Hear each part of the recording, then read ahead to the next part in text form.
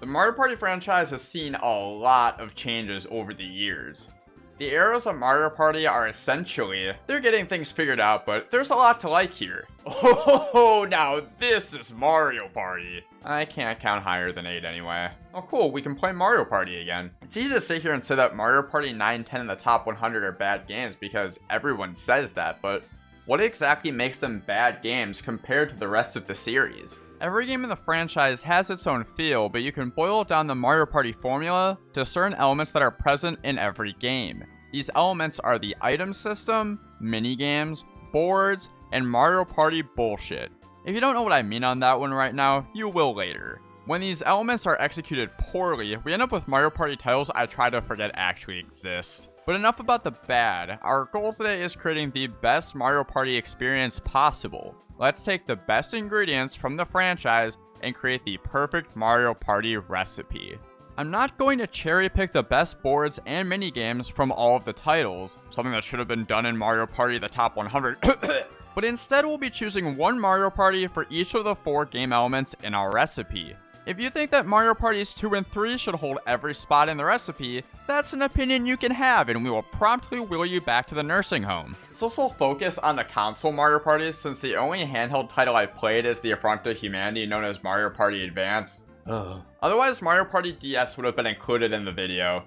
Let's get started. The first ingredient for a perfect Mario Party is an effective item system. This means that there are a variety of items that not only help you move around the board more effectively, but add to the board's strategy. Earlier Mario Parties were overloaded with items that were mostly useless because many of them didn't help you get around the board at all, or they just help you acquire more of those items which didn't help you get around the board at all. Hell, there's an item in Mario Party 3 called the Wacky Watch that automatically takes you to the last 5 turns. You can use it when you're winning to make comebacks harder, or you can use it when you're losing because it's just more tactful than ripping the cartridge out. These extra items made it difficult to have consistent access to movement items like mushrooms or magic lamps because you could only obtain them through item shops or by landing exactly on item spaces. Good luck trying to get stars consistently on those gigantic boards. I think that Nintendo realized this problem and started refining the item system in the GameCube titles, but there were still some hiccups along the way. Mario Party 4 rightfully reduced its items list, but focused too much on the mini and mega mushrooms dynamic to the point where its board gameplay felt over-centralized. You needed mini mushrooms to get to some star locations, and people just kept running into each other over and over for coins with mega mushrooms. It was just Mario Tennis Ultra Smash but more tolerable. Capsules were introduced as the item system in Mario Party 5. This is where Mario Party started to hit its stride with items. Players can now obtain capsules just by passing over capsule dispensers instead of having to land exactly on them, which makes item dry spells much less common. The ability to throw items onto the board instead of only being able to use them on yourself was also introduced as a mechanic. Trap items that you could use to mess with other players were added to the game as well, which created another layer of strategy. What keeps 5's item system from being the best though is that there are no item shops. There are only capsule dispensers, so you never get to choose which one you get. Mario Party 6 took the capsule system, built upon it, underwent a completely necessary rebrand, Orbs! Why? And created the best item system in Mario Party history. 6 reintroduced item shops and updated the items lineup by adding traps that activate whenever they are passed over, but disappear from the board after a single use. Every item has their use, except for paratrooper orbs, nobody wants those, and there's just the right amount of variety so that movement orbs are easy enough to come by. I strongly believe that the Mario Party item system peaked in 6, which is why it's my pick for the item system in our recipe. Mario Party 7 introduced character-specific orbs that didn't add much to the gameplay. 8 did away with traps entirely. 9 and 10 only had different dice blocks as items. And the only items that matter in Super are the Ally Phone, Custom Block, and Golden Pipe. The second ingredient in the perfect Mario Party recipe is mixing in a fun group of minigames. What makes this element so difficult to talk about is that it is completely subjective. What is fun? Does it hold a different meaning for each of us? Why are we here in this world? What happened to Wonder Balls? They were so delicious with their chocolate exterior and fruity treats interior, and they have these cool characters in them like Disney or even Mario. What were we talking about? Fun has a different meaning to everyone. Yes, there are people out there that would rather play RNG minigames the whole time, but we don't have to talk to those people. For the sake of trying to bring some objectivity to this, I think it's fair to say that a fun group of minigames includes good controls, variety, memorability, and proper balancing. The less responsive controls of the earlier Mario Party titles can make the minigames feel sluggish, but I don't think it's fair to completely write them off for this because the N64 Mario Parties came out 20 years ago. Wait, 20 years? Damn, I'm getting old. The newer titles give you more forgiving freedom of movement in most cases, but there's still the occasional minigame like Motown that feels like it was programmed by 3rd graders. Variety is pretty straightforward. I don't want to be playing race minigames, or shooter minigames, or RNG minigames, or mashy minigames the entire time. What makes Mario Party minigames so fun is that you can make literally anything into a minigame. It's just like Mario Party. Quantity is important here so you don't end up playing the same minigame twice in one playthrough, which happens a lot when I play Super Mario Party. You can't have a great Mario Party without memorable minigames. Aces High, Pushy Penguins, The Beat Goes On, Bowser's Big Blast, Lift Leapers, Book Squirm, Shake It Up. They're the minigames that the group yells for every time they show up on the minigame roulette wheel. Aces high, aces high, aces high, yeah! These minigames can be fun, stressful, frustrating, and all of the above. The most cut and dry element for minigames is proper balancing. So many 3v1 minigames are terribly balanced, giving a significant advantage to one team or the other. I'm pretty sure that I could win Crate and Peril as the one playing with my feet, blindfolded, and tied to the back of a moving car. That may be part of the charm of these badly balanced minigames, but I'm looking to create the best Mario Party experience possible, and minigames like Crane Game are just a bad time for everyone. It's difficult to pick just one Mario Party to include in the recipe because every game has really good minigames. But there are still ways to narrow it down. Some consider Mario Party 4 to have the best group of minigames, but 4 didn't have dual minigames, which is a federal offense, so 4 is out. I personally don't mind motion controls, but I know most people would rather stab their dick with a rusty kitchen fork than play with them, so I'll remove 8 through 10 and Super from consideration too. After looking over all the minigame lists across every title, the games with the strongest lineups to me are 3 and 5. 3 has the edge in memorability, but I'm giving the spot to 5 because of better controls and balancing. It's just hard for me to find a minigame that I don't enjoy in Mario Party 5.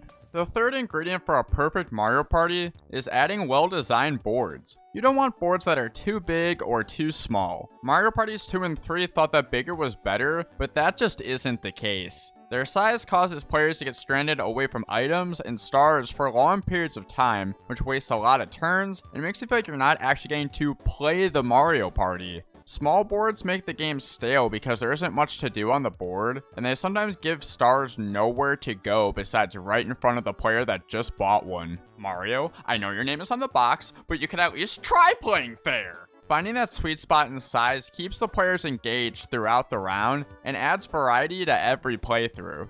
Boards that keep you from going the way you want are also a no-go. If the path you take on a board is determined by RNG, requires an item to get to stars, or changes every turn, it's probably a bad board. It's hard enough to have the stars align for you to get a star as it is, but when all these extra factors are thrown in, the game feels almost completely out of your control. You want the board to be navigatable for the player no matter what items they have or what turn it is. Great examples are the Day-Night Cycle in Mario Party 6 and Bowser Time in Mario Party 7. The board changes every 3 or 5 turns depending on the game to alter the gameplay, so you get ample time to prepare and the changes don't inhibit the player from getting around the board. No, I don't think dropping a bunch of happening spaces to screw over the player right before they get to the star is good game design. Speaking of clutter, I'm glad that Hudson and Nintendo decided to clean up their boards as the series progressed. The early games were covered not only in typical happening, chance time, and Bowser spaces, but they also had battle, item, and even game guy spaces too. Oh yeah, can't forget about Koopa spaces, which are a worse version of Monopoly's free parking that Nintendo forgot to make a house rule.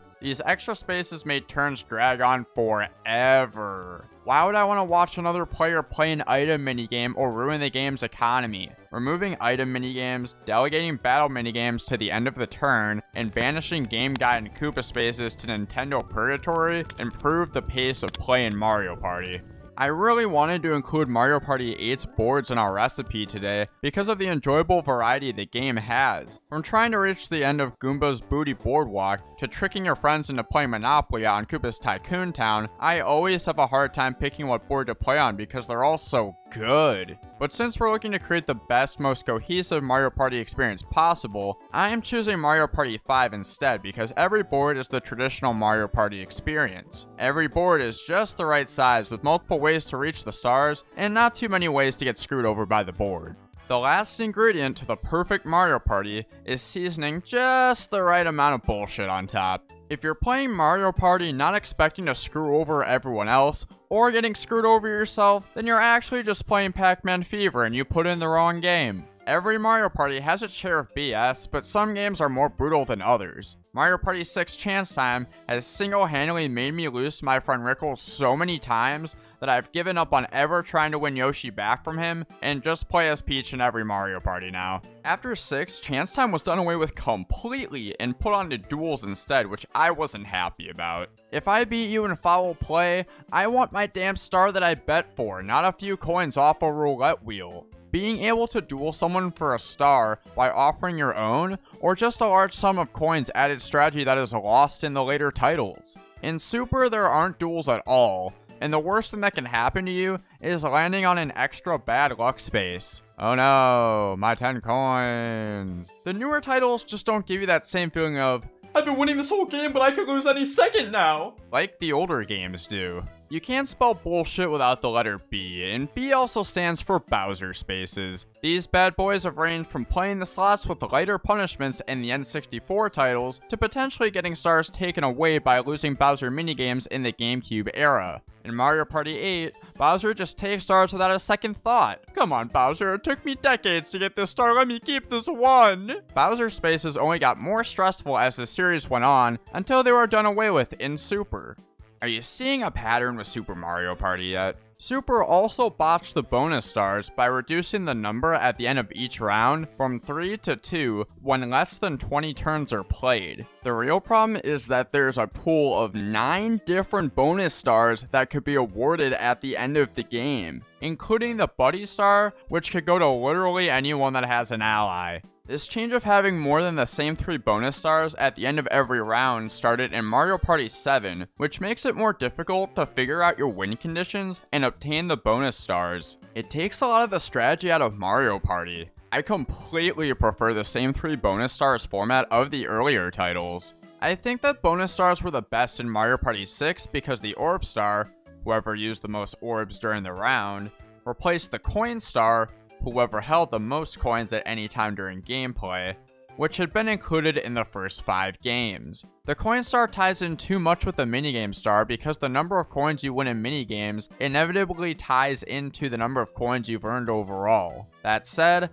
I'm giving the bullshit slot to Mario Party 3 because Bowser Spaces are tamer and the chance time roulette moves slower on the left when selecting the player who's giving something away. This gives you a little more control over your own destiny, and it hits that sweet spot of just the right amount of bullshit for me. Preheat the oven to 425 degrees, let it bake for 45 minutes, and you have the perfect Mario Party. I did my best to pull the 4 elements from as many different parts of the franchise as possible, or at least mention close seconds, but I found the GameCube era to have the most well-rounded Mario Party experiences. That doesn't mean that the N64 titles, 8 and Super, aren't great games in their own right, and I still play them regularly too. What made Super a return to form was that Nintendo started bringing back the elements that made Mario Party great.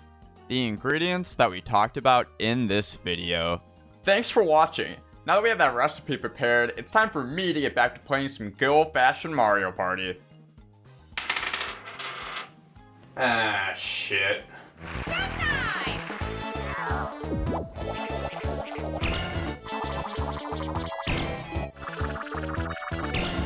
Oh no, not all my stars! That's okay, I mean, there's a couple turns left and... Oh, you lost everything. What do you mean everything?